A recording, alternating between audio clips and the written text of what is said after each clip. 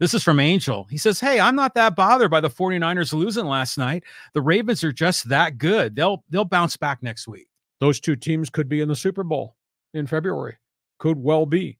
Although I was a little bit stunned at 4 interceptions from Brock Purdy, because that's the second time he's had a game where he freaked out and things got really bad, because in another prior game he threw 3 picks. But that's still a really good San Francisco team, and Baltimore is just rolling on offense with that quarterback, and they're doing it with a defense is equally as athletic and tough as San Francisco is. So mark my words, I think these guys are going to be in the Super Bowl. Yeah, I mean, it was like a Super Bowl preview for sure, but I was surprised, especially playing in Santa Clara. And it was kind of interesting to see Sam Darnold on the field, and he made some plays and he made some mistakes. On we go. Next question. On we go. Let's go here to John. And he says, hey, Los Angeles Angels fan here. Please tell me who you think wins it all next year in the Major League Baseball. And please don't tell me it's the Dodgers. I don't want to ruin your day, but you asked the question. You know, the Dodgers right now with what they've added, I mean, that looks like that is an elite roster right now. I feel bad for Angel fan. I mean, they don't have any players outside of Mike Trout and a bunch of young pitchers. I think I've counted, I want to say the Angels have acquired 10 street free agents so far in the offseason. You know, headlined by Luis Garcia, ex-Padre setup guy, who's fine. He's somebody's 8th or 9th pitcher. But if you're going to build your roster with 8th and 9th guys and try to sell it to the fans that this is really good, it's not really good. Now, could things flip? Blake Snell is still out there. Angels have talked to Blake Snell. Now, they may have to overpay to get him. He's a Scott Boras client. But if they got Blake Snell, that's a huge credibility move because it's going to be quite a financial investment. But if Blake Snell winds up the road in San Francisco and the Angels are going to put this roster on the field, hey, I swear to you, you got time when we're done with our podcast, you just Google Angels roster. You'll be shocked at what's on that roster versus what's not on that roster. How the hell are they going to compete? So I'm Angel fan, I'm sorry. That's where they are right now. And the Dodgers, they gave their fans an early Christmas gift. They gave everybody else in the National League West a lump of coal. Yeah, I mean, the Dodgers are in a different stratosphere. But for the Angel fans, they had some players that, you know, why didn't they hang on to Hunter Renfroe? Why didn't Brandon Drury is a free agent, I think. So there's some guys that are serviceable. I mean, they're not going to have the star power, I don't think. But, I mean, it's better than going with some of these 4A guys, right? But remember, if you're a veteran guy, if you're a Hunter Renfroe and you're out there, because you got so much service time, your minimum salary goes up every year that you're in the major leagues. So it's not like you're getting Hunter Renfroe for $1.3 million because he's a 6 or 7 year veteran. Maybe the cost now is $6 million. Well, you don't want to pay Hunter Renfroe $6 million. So that's a big issue. Okay. I got you there. Carry on. All right. Carrying on. All right. Here, let's go to Blake. And he says, Rams can be a spoiler if they make the playoffs. They are playing really well together right now. And this has been great growth. You know, Matthew Stafford got smashed the last couple of years because they couldn't protect him. That young offensive line, they've got some no-name tackles and guards that are playing really well. And that's the starting point. Kyron Williams has been heavy duty in 100-yard performances virtually every Sunday. And obviously they're deep at wide receiver. And as long as Matthew Stafford is standing upright, they're going to be good. And nobody's talking about what they do defensively. You look at their back end. Their defense was Aaron Donald up front, but you look at what's happened at linebacker with Ernest Jones, what's happened with the kids in the secondary. That team's playing that system really well. So I've been very impressed with the Rams. Now, postseason is such a different animal. And when you get into the playoffs, even if it's wild card weekend, it's just really different. They'll get to the wild card maybe.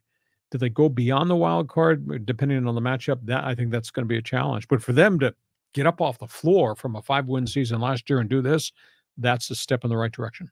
Yeah, well, it depends where they go because they'll go on the road. Where would they go? Probably to Philly. Well, we got time. Maybe Dallas. Yeah, we don't know yet. We don't know yet, but maybe it will be a roadie. It will be a roadie. Maybe they'll get lucky and it'll be against Tampa Bay, who's like a team they can beat. You think? Yeah. Well, Baker Mayfield might argue with that right now because suddenly Baker is carrying that thing. That thing's red hot. But they'll be on the road if they make the playoffs. Moving on. Let's go here to Leslie. Geez, my Vikings did not even get a mention by Lee. Well, Minnesota's staggering. at quarterback. Now they're thinking about making another change at quarterback. I will say this: Nick Mullins lit it up, but Nick Mullins also threw 4 interceptions and put balls where you say, "Why are you doing this?" Now they're talking about going to Jalen Hall, the rookie, who was the emergency guy after Kirk Cousins went down. They still have dynamic people. Justin Jefferson was just unbelievable this weekend in terms of everybody knew he was going to get the ball, and they boxed him and they covered him over the top, and he still got the ball. He made some amazing catches. I think the thing that drives you crazy, they've had a lot of problems at the end of games running the right play or getting the plays in. There are 3 games that they lost because they couldn't execute right at the end of the game, including the Charger game really early in the season when they never got the play call in. I mean, their record could be a heck of a lot better. So Kevin O'Connell's got his hands full right now. I don't know that I would go to Jalen Hall. I mean, these are so critical games. I'd stay with Nick Mullins. Just try to refine what you're asking Nick Mullins to do so he's not making bad decisions, because he did throw 4 picks. You can't live in the NFL doing that. Yeah, you can. But it's you look at the Vikings, I kind of root for them because of Kevin O'Connell. But really, I remember as a kid, it was the Fran Tarkenton Vikings, and they went to the Super Bowl, I think 4 times, right? But since then, the Vikings haven't really been much. I mean, every once in a while, they'll get maybe 1 or 2 rounds into the playoffs, but they haven't been to the Super Bowl or the NFC Championship game in forever, right? Since the Bud Grant days. Yeah. I mean, they were 0-4 in that era. Yeah. In the Super Bowl. So we'll see. Tough final 2 weekends. You know, the Vikings are part of the traffic jam. The whole world is sitting there at 8-7 or 7-8, trying to get one of those odd playoff games. Move on. Okay, let's move on. Let's go to Gary talking Chargers here. He goes, I've got news for the Spanoses. They still don't have a stadium. Justin Herbert had to go to a silent count all season at home due to visiting fan bases taking over. With a multitude of woes the Chargers already have, can't a lack of fans also affect the team's performance? SoFi Stadium has never roared like LT era at Qualcomm. Embarrassing fan base up there in Los Angeles. I'll sign that memo. You said it all. The Chargers are the only team in the league that plays 17 road games. 17 road games. It is absolutely amazing how opposing fans just overtake SoFi Stadium. And I've had just a tough luck. I mean, Herbert is so tough, so gritty. I mean, he's played for, he's not been healthy for 2+ years, and yet he's stayed there and played there and done very well, even with the rib cartilage injury, even with the injury to his left hand. Now, obviously the fracture on the right index finger. There's a changeover coming. That roster is going to look differently next year just because of the salary cap issues. And obviously there'll be a new general manager. There'll be a new coaching hire. There may be a new system. I do think there's going to be roster changes because they're anywhere from 40 to 60 million above the salary cap. So they're going to have to make some changes to fix this thing. So yeah, the Bolts have got real internal problems, despite the fact they got such a sparkling guy at quarterback. Yeah, I mean, it's just crazy what's going on with that franchise, but it's just one thing after another with the Chargers. Unbelievable. Okay, let's keep moving here. And let's go to Ken. He goes, Bauer, how desperate are the Padres to hire a rapey reject? Well, he's never been charged. I mean, you can make whatever judgment you want about his lifestyle choices. He can still pitch. He was all-star for Yokohama Bay Stars. I think his career record is like 83-59, which is pretty credible in Major League Baseball. You could probably get him at a dirt cheap price. I don't think he's got the leverage to say I want $15 million per year. You could probably get him for half of that with maybe bonus things. You'd have to put up with whatever flack you would get from the fans in San Diego if you were to get him. But if it's a 1-year rental and he's got to mind his P's and Q's and it gives you quality starts every 5th day, maybe you take a look at it. He's not, quote, repented to the decisions he made, but yet he's gone out and been a good teammate and played well. But the fact, here we are almost to January, and he's been a free agent since November. Nobody signed him. He could have signed way back early. Mm-hmm. That means he's kind of toxic. And it may, as desperate as the Angels are, the Angels should touch him, but they don't seem to want to go that direction either. Yeah, I'm surprised he hasn't signed either. I mean, especially with a lot of other pitchers coming off the board. But, Ohtani has been signed. Yamamoto's been signed. Christmas is now behind us. Here comes Snell. He'll be next. Yeah. We still got Montgomery in Texas. We got Cody Bellinger. Those are the last of the marquee names, and then you move to the second tier, and there's a lot of second tier guys. We talk about Bauer. Julio Urias, I think, is going to be reinstated shortly. Really? In January, because he's never been charged. Now, he's got a tainted reputation. But dude was 20-4 a year ago before he got hurt. And he strangled a girlfriend in public view in a soccer stadium. I concur with you. Hey, let's switch topics here. Let's go to Steven. He says, Ben and Woods threw Coach under the bus for sure. They want their left-winger oddball buddy Craig Elston there. BETQL network is lousy to listen to, so either one of those shows will fail. Well, Ben and Woods have been successful, but I do think that there's some blood on their hands. Craig Elston worked with me before, soccer announcer. The last time I talked to Craig Elston, he stood in a parking lot and was denouncing AM radio. He'd never, ever work there again. He went off, has done okay things with the San Diego Sockers, but is he a heavyweight? Is he a game changer in sports talk radio? No, he's just a guy.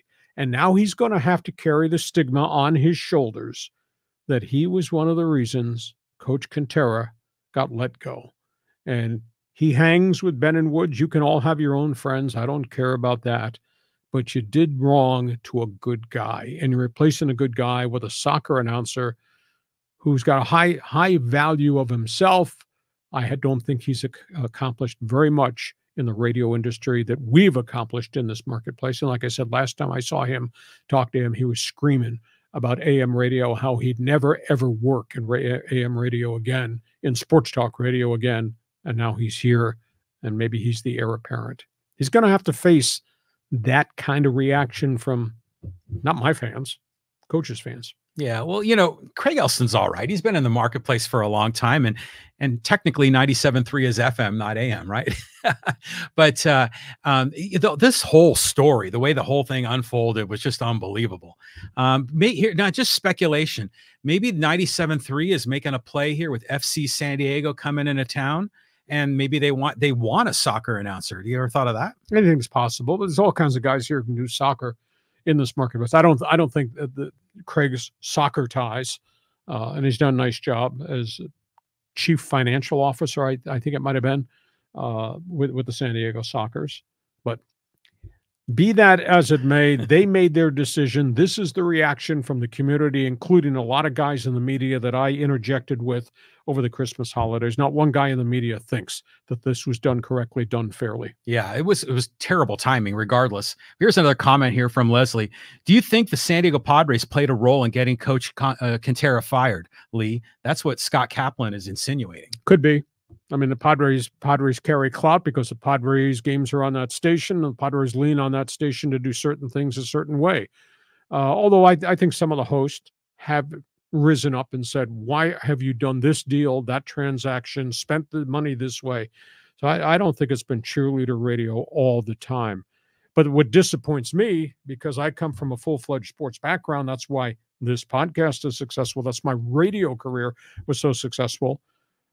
Why would you talk Padre baseball every minute of every day, and you're ignoring the NFL, and you're ignoring the NFL draft, and you're ignoring the playoffs, just so you can talk about this backup pitcher, that second string catcher, this potential trade? They do it all the time. I wouldn't run my radio station that way because I think you need to appeal to everybody that's on the waterfront. But that's me. They do it their way. They've been successful. They got it done, I think, by default. You can package your station any way you want, but at the end of the day, the way they treated that guy was wrong. Yeah. Well, I mean, no one covers sports like you, Lee. No one, I mean, seriously, no one has a talk show like you. When you first came on here, you literally blew me away, and it's awesome that we're still doing this today. But the whole world of sports talk is just so volatile. You know that. And now everything's going digital. So, we'll see what happens. I'm curious to know where John is going to land because he's definitely an asset here in San Diego. He's got a niche, and a very successful niche. I'll tell you one side story, and this probably won't be received very well.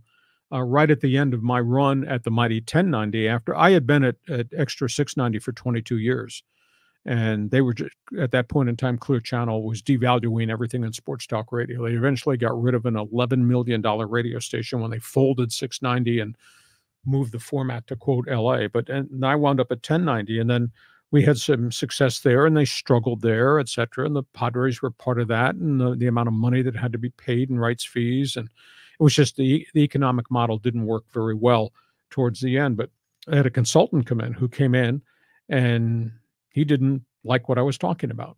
Didn't like the structure of my show. And my show was guests and calls and topics across the waterfront. We had this big debate about nobody cares about NASCAR. Why are you talking Wayne Gretzky and hockey? This guy was based in Tampa. There was a consultant in Tampa telling me after 22 years or 28 years in San Diego what fans wanted. I said, no, I know the format. I know these fans. I know the topication. My stations know rating success and revenue success based on what I did. So don't tell me what I should and should not be talking about. Well, nobody cares about Dale Earnhardt's death. Well, damn it, we spent a whole week talking about the tragedy in NASCAR. Mhm. Nobody cares about Tiger Woods. Well, hell, I spent a whole week talking about Tiger Woods and his mistresses. And nobody cares about hockey. We almost went 2 straight weeks with a Wayne Gretzky trade in what that meant and changed hockey and how it empowered hockey on the West Coast. So I had a problem with the consultant. The consultant didn't like Kentera either. He made I thought, a very rude comment to me in a meeting because we were talking about what makes stations great. And my whole theory is different day parts, different personas, different structure, different delivery. That's what made 690 dynamic. Yes, it did. And I said 1090 is much the same way. I mean, I like Scott and BR. Field goal kicker was always far wide right, loudmouth linebacker. I like that. Coach, I like that shtick, his persona, his background, people he knew, etc. And the consultant insulted me and said, "You don't know what you're doing any longer. The game's changed." I said, "The hell I know what works." And he made a comment about the coach, called him, nobody likes to listen to a farmer. What the hell are you talking about? How he sounds on the air. Who gives a crap how he sounds on the air? There's a lot of non-radio guys being successful on radio. Mm-hmm. And that farmer, by the way, has a tremendous following and a niche in high school sports had never been done in a major market. And what he loves and knows about Major League Baseball, he's a former coach. So don't call him a farmer. So the end result was I got into it with a guy from Tampa, and we just totally disagreed. And when my contract came up, here's the brown envelope, sign it, clear out your office. Never a thank you. I spent 28 years doing sports talk radio and doing something never been done on the West Coast. I never got a thank you from any of the management people that I worked for. Ever. Really? Yeah, it's just really sad. I mean, that $11 million station was largely... Well, we had a whole bunch of it built. I was the first guy through the wall. Yeah. So that to me is so disappointing that upper level management, even though they're making a change, never said thank you. I was forever offended by that. But so be it. Life goes on. Look what I've done in TV. Look what I've done with the website. Look at what you dragged me into with the podcast, kicking and screaming. So anyhow, that's the story of people from the outside making judgments on people inside who've never worked in this market. All markets are really different. So I was way too long-winded in answering that question, but I thought I'd get that off my chest. Well, here, just to get another quick response here from Leslie. He says, I always appreciate Lee talking hockey. Not many people in the media talk hockey. So, maybe you didn't get a thank you from management, but the fans like the content that you provide. Well, if you haven't check my YouTube channel, what we posted on Christmas Day, a look at the movie Slapshot. And he said, why would you do that? I lived in that league. I was in that league for 4 years. I know all the stories in that. And we're going to do some more podcasts down road about some of the other great sports movies. I think we could take a whole week and do one a day on baseball movies and obviously sure. NFL stuff, things of that nature. That's what we did. So I'm glad for the hockey quadrant out there, you enjoy it, just like the NBA quadrant, just like Major League Baseball and the NFL and the NCAA and NASCAR for all you redneck fans and what's going on in Europe and F1 and IndyCar racing. And I like it all. I like to cover it because I just like to have the data and the information, and I love to see what's said and written from all these different sports and then parlay some of that onto you. I'm sorry, what I do works. I am the franchise, right? Okay. Hey, let's get some social media comments in quickly here because we got some good ones. And let's go. Oh, here is a good one. And this is a fun one. This is from Jeff talking on Chargers. He goes, I don't know what you're all talking about. I think the Spanos family has done a great job since taking over in 1984. We got rid of that bum Coryell, made the Super Bowl 94-95, and then watched Stan retire because we couldn't protect him. Drafted the great Ryan Leaf with Gilbride as our head coach. Fired Marty after a 14-2 season. Hired Norv, who had a sub 500 head coaching record at the time. Watched numerous stars leave. Bye VJ Vincent Jackson. Hired Coupon Tom. Wasted juniors Phillips, Gates, and LT's career, and we're on our way towards wasting Derwin's and Keenan's and Slater's and Herbo's careers. The Spanos family is nailing it. I, for one, will be buying extra season tickets this year. I guess he doesn't approve of the method of operation of the first family of football, the Spanos family. By the way, first family's last place in the AFC West. Yeah, I mean, that's just a great rant right there, you know. And there was just other people that had some really odd comments that were, you know, getting down on you. Yeah, here it is. This is one from Jeff. He says, enough with this bashing. You're Hacksaw. Report the news with your shtick. It's hard to watch you when you're so negative. I grew up listening to you, but you are a serious downer with the negative Spanos bashing. Good luck. Well, then you're in a minority, but that's okay. You can be on a street corner standing by yourself in the rainstorm. I don't know very many people approve of what Spanos did. You know, people are bitching. Oh, the city never stepped up. All these other cities are stepping up to build stadiums. Well, excuse me. They put together the CSAG committee, the consortium that came up with city money, county money, and NFL G3 money. They had the stadium financed, and Spanos refused to go to the table to negotiate about the new stadium. He would have had to put his own money into a new stadium, but so is the NFL G3 fund, plus the city and county. So don't sit here and bark that we didn't do enough, because this mayor, Kevin Faulkner, is unlike any of the other mayors who couldn't do it, didn't get it done. Faulkner put the consortium together to keep the team, and that owner left in the middle of the night to go for a payday. How you can forgive Spanos for how he treated 55 years of fan loyalty at Jack Murphy Stadium, at Qualcomm Stadium, how you can forgive him, I don't understand that at all. Yeah. I mean, people, what are you talking about when people don't want you to objectively report on what's going on with this franchise? You know, if they had been winning Super Bowls, even with all this goofiness and drama and the bad decisions they've made, if they were winning, you know, then it's hard to criticize. But this ownership group is just a disaster. So, yeah, I mean, pile on as appropriate. Hey, I'm entitled to give you all the information I think is important. And because it's my podcast, I am entitled to tell you what I think. Now, somebody driving downtown, you see the guy standing on the street corner by himself, Jeff Bounds. He's probably got his own podcast too. He's entitled to his opinion, even if it's wrong. Even if it's wrong. Hey, here's some comments here. This is from about the Odyssey 97.3 from Leisure Fryer. It says, Coach John Kentera was let go for monetary reasons, in my opinion. Take a look at Odyssey stock sometime. It's 22 cents a share. They were just delisted from the New York Stock Exchange in October. I'm sure Odyssey management, who are fighting for their lives, gave the order to cut. No idea why the Padres re-upped with 97.3. Yeah, I don't think it was financial. I mean, they have a minimal staff right now. They just don't have very many people that work in that building. Now, Odyssey used to be Entercom, is cutting around the country. I mean, lopped off people in their Boston stations and the Detroit sports station. There are cuts going on a lot of other places. Cumulus is in major financial trauma, too. I don't think this has anything to do whatsoever with finances. I think this has got to do with agendas of people at that station who wanted their friends to be part of it. And if I'm management and I didn't like the structure of what Coach Kentera was running, I would sit with him and give him some guidance and say, we need to structure this differently. But he had good ratings.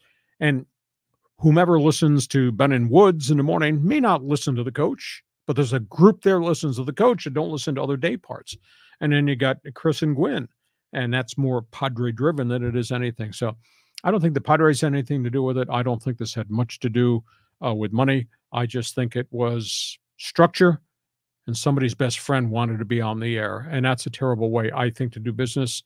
If you had a 1.2 share rather than a 5 share, I could see you make a change. But to do this to that gentleman who's given so much to radio here and people here, I think it was a very, very bad decision, especially the way they handled it right before Christmas. Yeah, I mean, that was horrible timing. But, speaking for myself as a longtime sports radio listener, I would build relationships almost with the Sure. hosts, and sure, they're all talking sort of kind of about the same stories, right? It's Padres this and NFL that. But just each individual has their own unique take, their own unique shtick. They make it entertaining in their own way. They have their own backstory and career history that makes them interesting. Now, was I a huge John Kentera listener? No, I wasn't.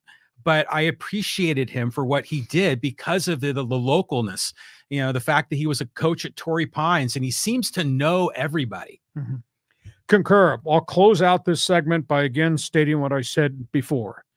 If you don't stand up for a friend who's going through a tough time, what kind of friend are you? I'm entitled to my opinion. You're entitled to yours. Hey, listen, we hope you have enjoyed this Tuesday bonus podcast.